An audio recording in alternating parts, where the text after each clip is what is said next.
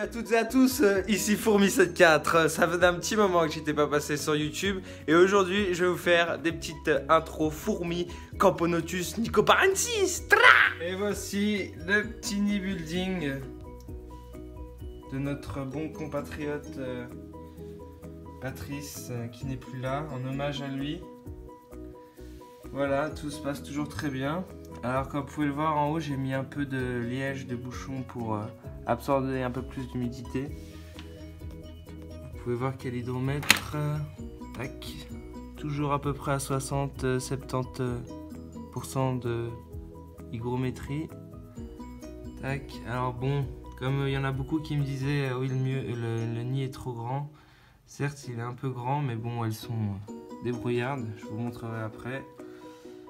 Elles ont entamé que 2-3 parties et elles s'en sortent plutôt bien. Je passerai une macro pour mieux visionner tout ça. Hop, là je vais vous ouvrir, alors je le fais pas souvent mais bon, il faut bien les laisser à couvert. Hein. Là vous pouvez voir, j'ai mis un peu de jus d'orange. Parfois je mets du miel de gelée royale.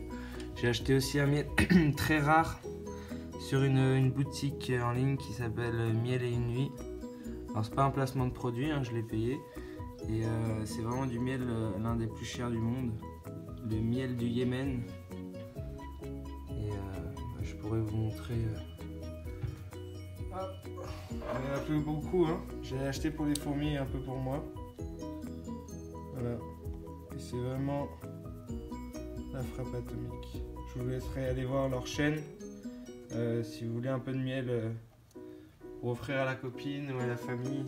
Si vous avez un papa qui aime le miel ou des trucs comme ça, ou un oncle, on sait jamais. Alors je vais ouvrir tout ça et vous allez pouvoir mieux voir la colonie de plus près. Alors voici les petites campos. Elles vont bien, hein. Bon, vous voyez, ça devient un peu crade. À force d'avoir des liquides sucrés, de la sueur, des choses comme ça et des coulures. Alors le nid il tient bien, hein. Franchement c'était vraiment du travail de professionnel. Je pense pas qu'on retrouvera un ouvrier comme ça en France qui fait du travail aussi bien. Bon, oui, il y a toujours des imperfections, mais c'est fait main, hein, faut pas oublier. Hein. Après, il y a des moules, mais bon. Voilà. Hop, là, vous avez une belle vue d'ensemble. Alors, elles sont à peu près presque une quarantaine. Hein.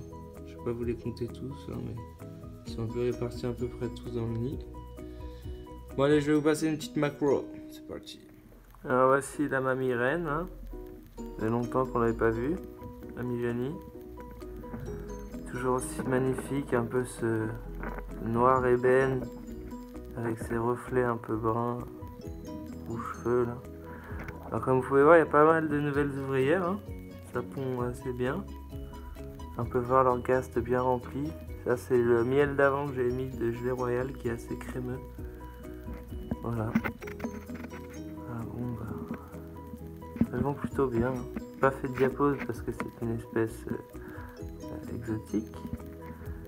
Mais bon, c'est vrai qu'elles étaient un peu ralenties. Du coup, là, j'ai remis un peu de chauffage pour que ça aille un peu mieux.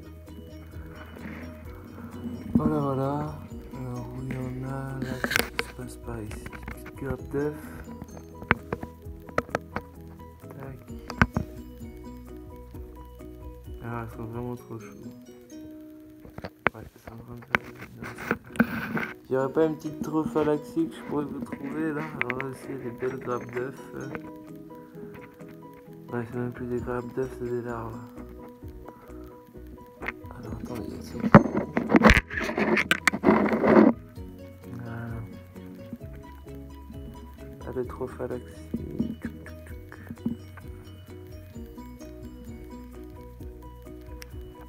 Moi, ils ont l'air d'être en bonne santé. Je vais vérifier s'il n'y avait pas d'acariens. Chose comme ça, non. Tout va bien. Ah, une petite trophalaxie pour vous. C'est parti, petit bisou. Voilà, voilà. Grosso modo, comment se passe la colonie. Petit suivi de temps en temps. Malheureusement, je fais plus trop de vidéos.